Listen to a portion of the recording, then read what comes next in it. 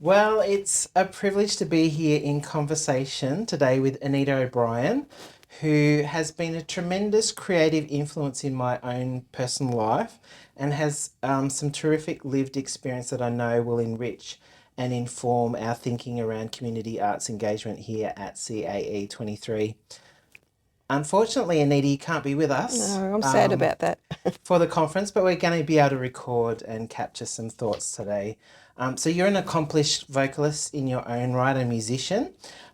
So I first encountered you as my singing company teacher many, many years ago at Hawthorn, and you've been a huge influence on many young people over the years through groups that you've conducted. Can you tell us a little bit about your family experience in music and the arts? It might take too long, Um, Highlights, if you like. highlights, yes. I was brought up in Stawell, so my father was the songster leader there. He was also the choral society conductor, and my mother was involved in all of that as well.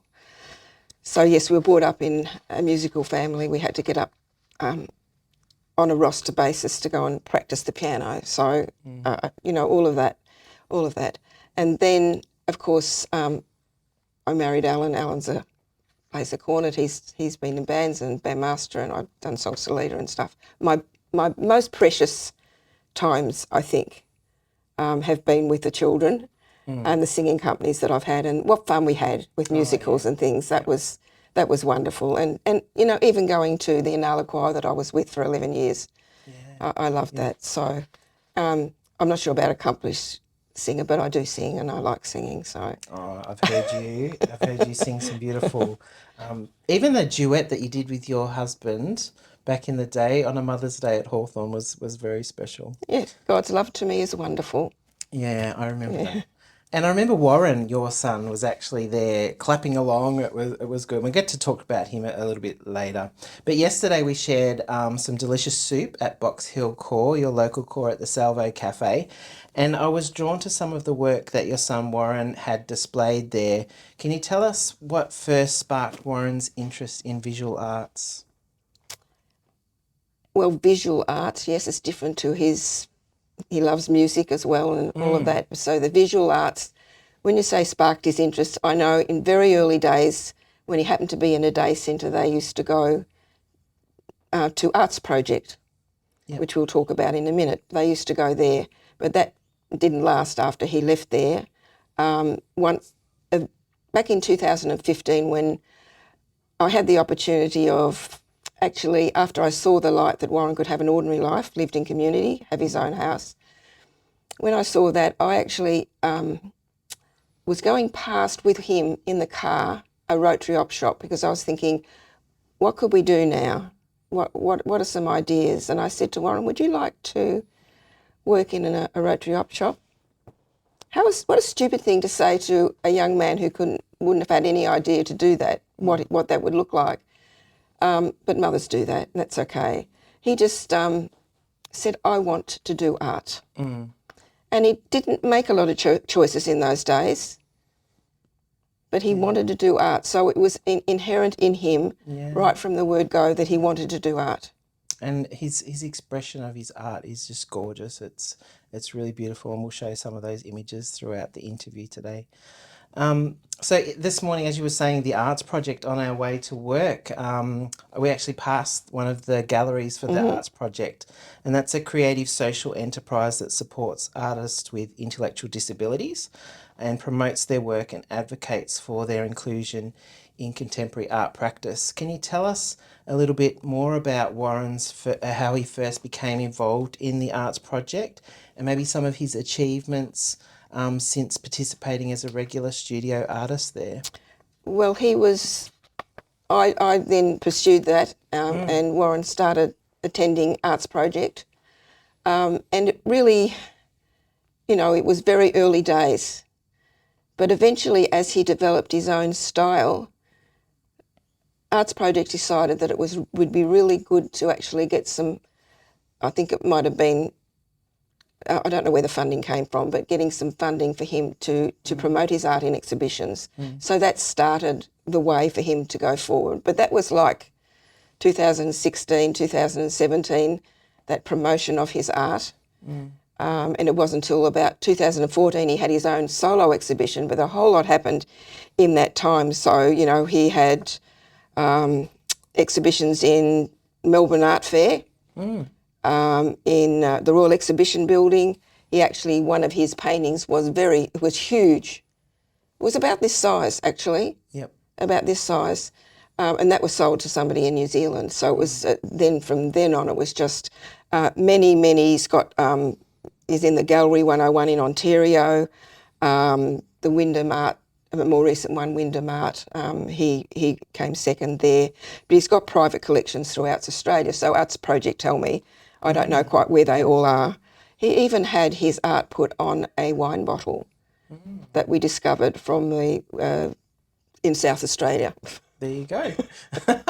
And we didn't know that. We're using it to gift wrap all our presents for our It's beautiful speakers, so we'll give that to you in a moment. Yes, that's beautiful.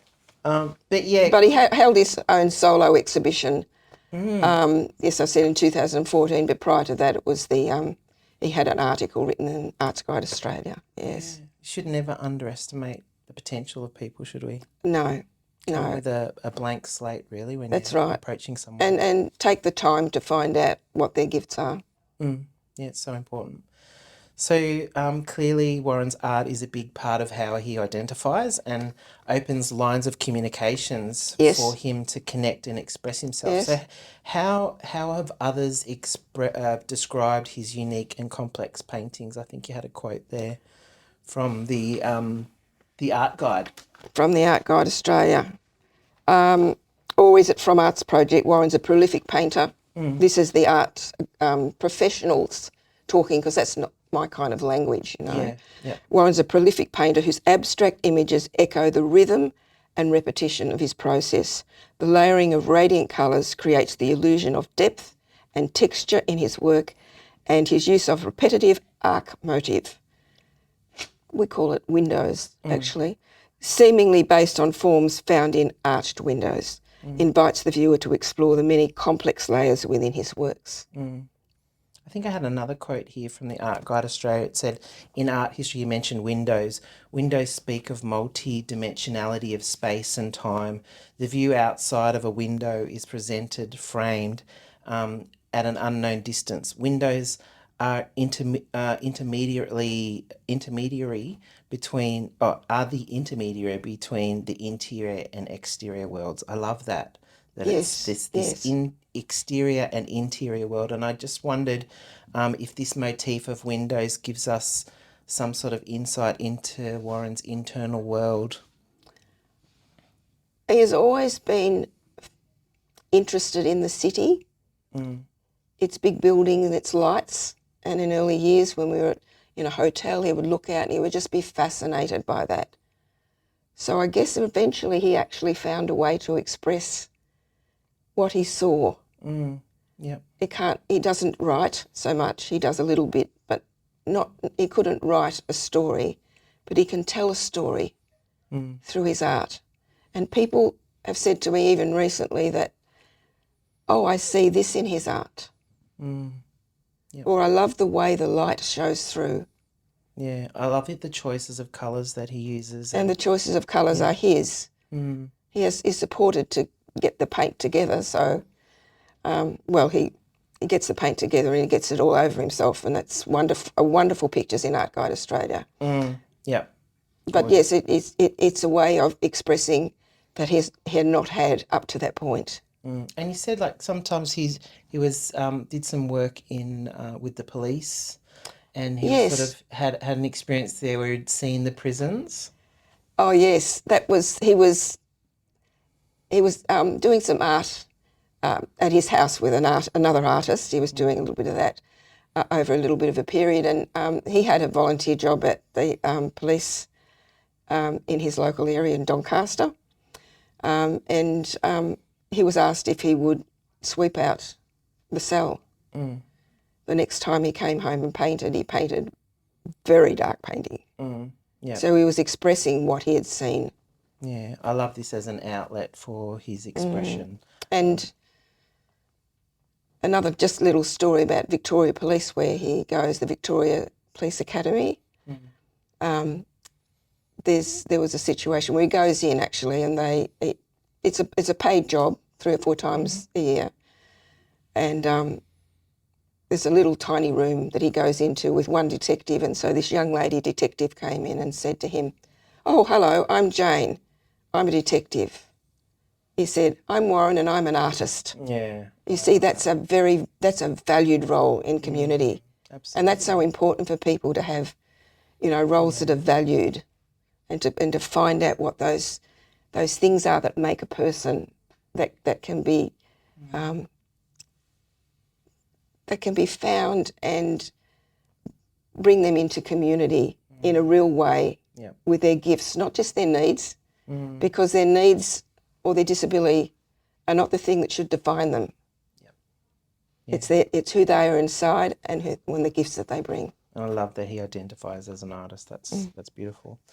So Warren was actually chosen as one of 2 ambassadors for the arts project in Yarra Tram's inaugural community partnership program. Can you tell us a bit about that story from Warren's perspective?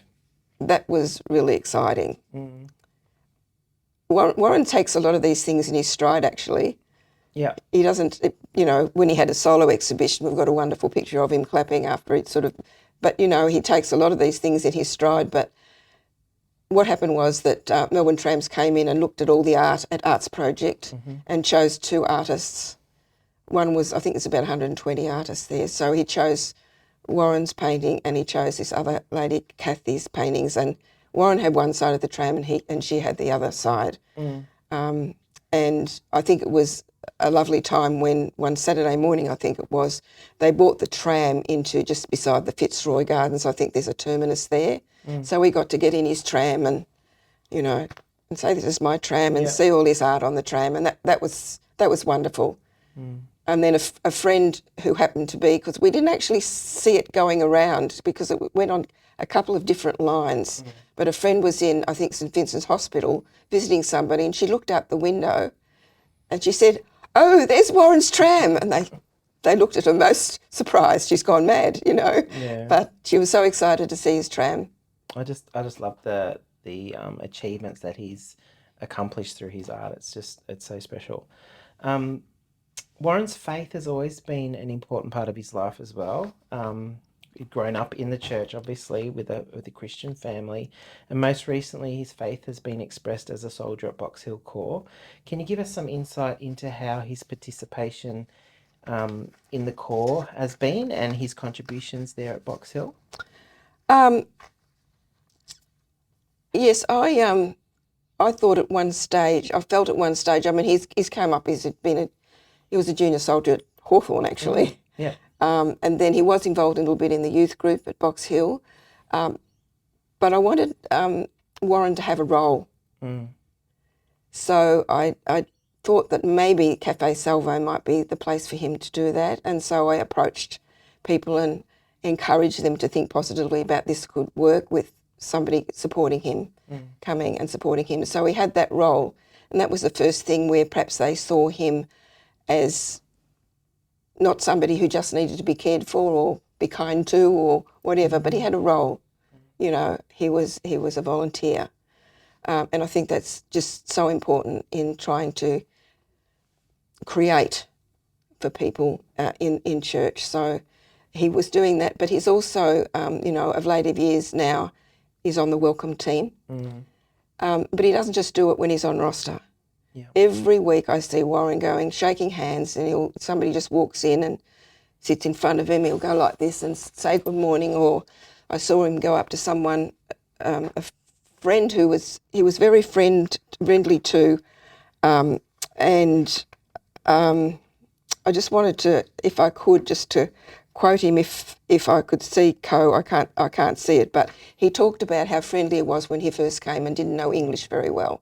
Right. And he saw him the other Sunday and he went up to him and he said, "Oh, hi, Co, how are you? Welcome. How was your day? How was your week?" And, so he's really making his presence known in that place. And he loves his singing still.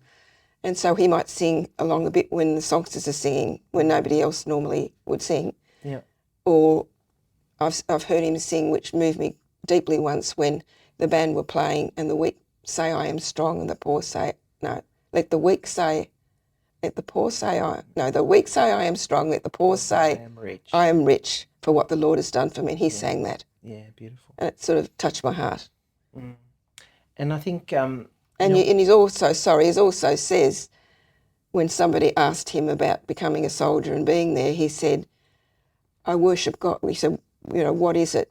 That he said, I come to worship God. We need to worship him. So important. And I love the story you were saying earlier before we started rolling the cameras, how he would remember ailments that people had. He does. And ask them Yes. how How's they're your leg going. today? Yeah, exactly. I love that.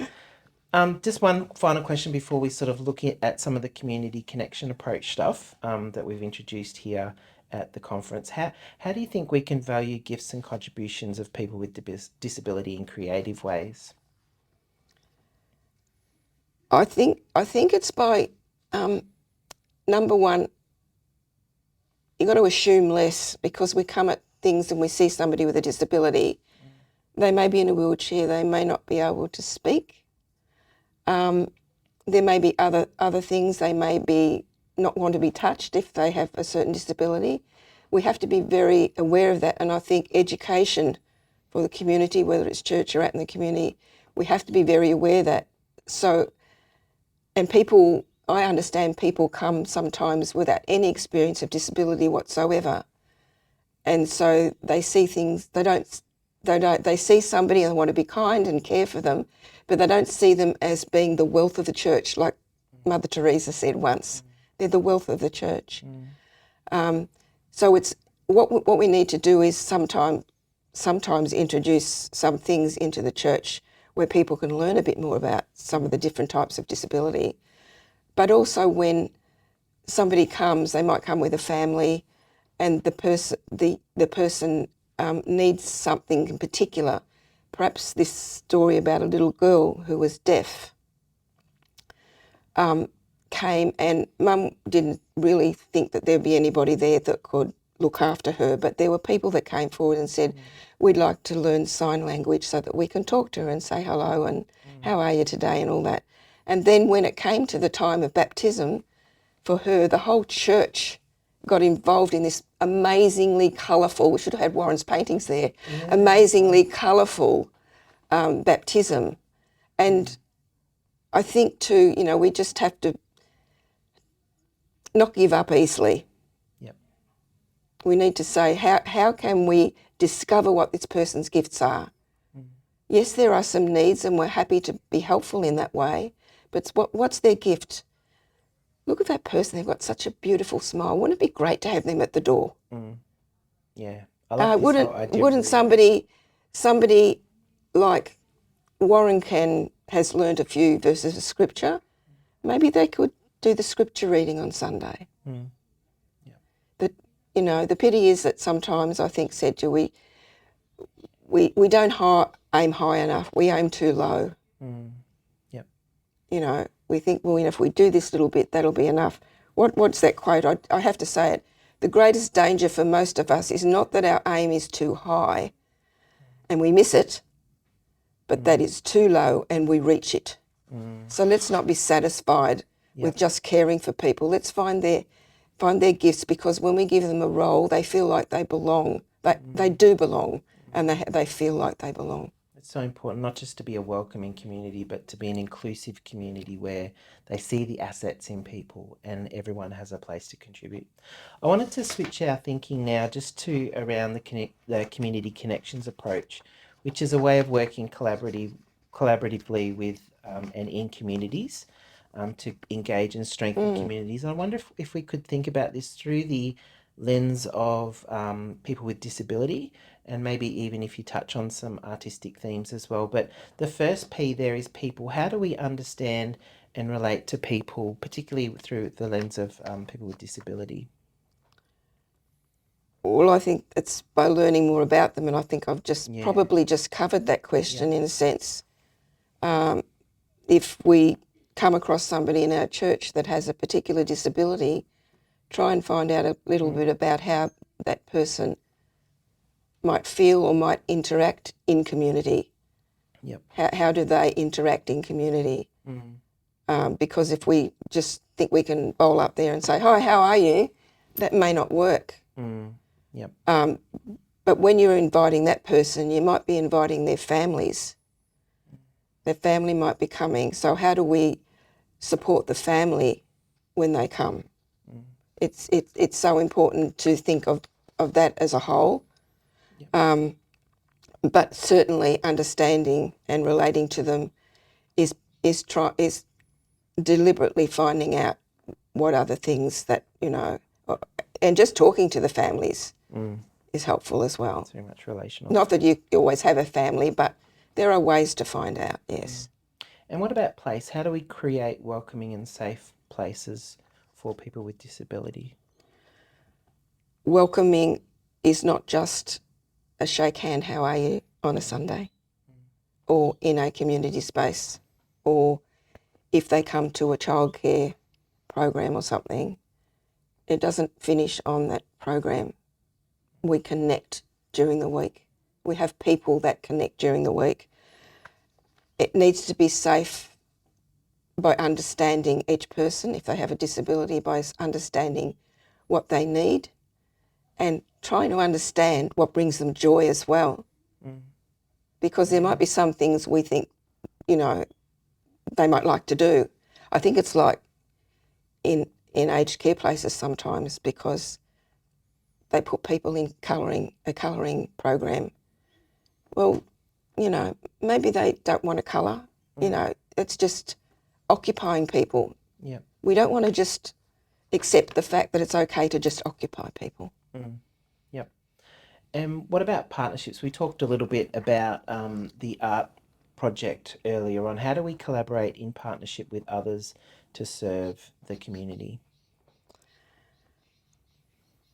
Well, this is not shouldn't be hard, should it? We could collaborate. We collaborate with Arts Project, which is exactly what we've kind of done for Warren's art in the Cafe Salvo. So we have a plaque up there that says, if you would like to look at some of Warren further, look at Warren's art, you can contact Arts Project, and they're aware that Warren's art is there. They, their part of that is that they're his agents, and they want to see his paintings exhibited correctly. So those kinds of things is not sort of saying, well, we're going to get Warren's art and we're going to just do it whichever way we want to do it. We want to do it to respect who Warren is. So that's just one example. But it might be just collaborating with people. And that probably more goes into missional, relational and professional in my thinking, when I'm thinking about Warren has a team of people that support him. Yeah. And because of who he is, and because of the fact he's very connected to his church, that draws them in. When we had a Maundy Thursday just this year, Warren and I did a little reading together, but he had to sort of learn a couple of words in a sentence. And so that went to his tutor to help him to set it out properly. Yeah. I also expected his team to go over it with him, each person. We've also, and another thing we've done is, like, Warren's come with a support person to one of our concerts with the band and singing, which is coming up again. And there is a support person who comes with him to drop him off on a Sunday, often goes into the cafe and have a coffee with him. Yeah. There's all those connections, and it's like Warren's missional. And it's very natural too. It's a natural thing. It's part of his It's part of it. work. It's just part of his day. And because we're very fortunate, I suppose, in that we choose Warren, the people that support Warren. So they have to have the right values around Warren, or they don't work for him. So we're not reaching those who are, but they're very open to Warren's faith, and they realise how important it is to him. I think there's a lot of resources within the Salvation Army, and this whole idea of practice, how we practice in ways that are missional, relational and professional. Yes. Do you have any sort of thoughts around that?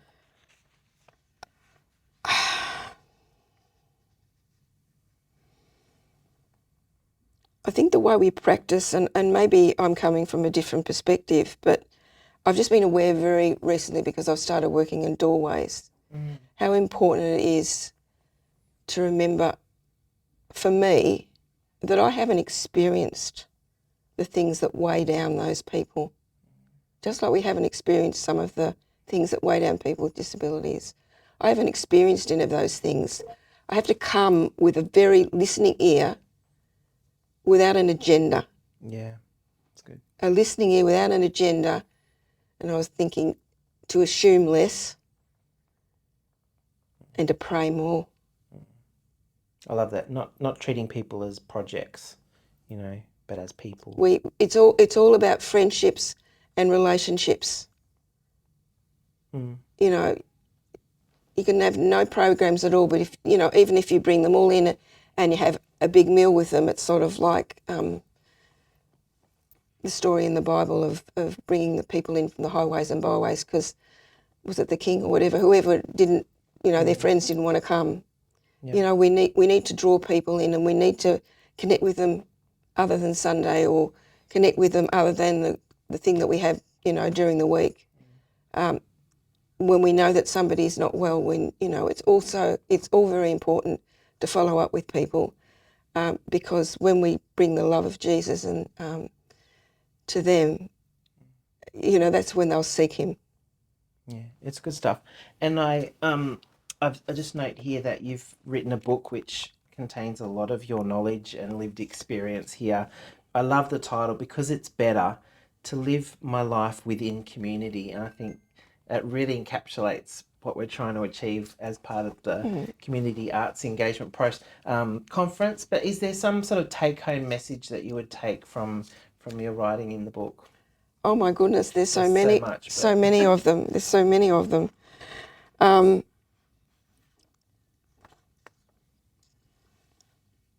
There's one thing that I've said in recent days, and I'm not sure if it's in my book at all, but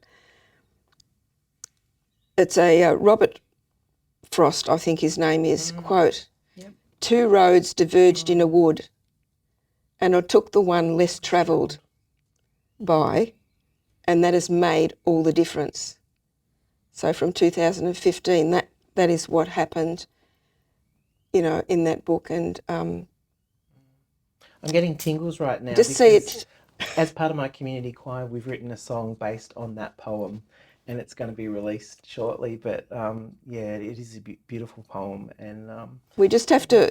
One of the things is, I love Mother Teresa too. She talked. There's a host of angels come with people. That says this is a child, tells us this is a child of God. Anybody that we meet, whether no matter what their countenance, no matter what their need, no matter what it is, that we see them as a child of God, and that's the most important thing. And is there anything, like, we've had a great conversation here today, is there anything you'd be kicking yourself if you didn't say as a sort of final statement? I always go away from anything that I do and think about things I could have said, but I think I've said what I need to say in terms of how we see people, how we approach people, and how we care for them. Thank you. And I think your byline there, "to live my life within community," is just says it all. Thanks, Anita. Pleasure. And we've got a gift for you. Oh, that's very kind. In Warren's artwork. That's amazing. Thanks. You'll have to show me how you did that because I want to do more of it. Yeah, sure. Thank you.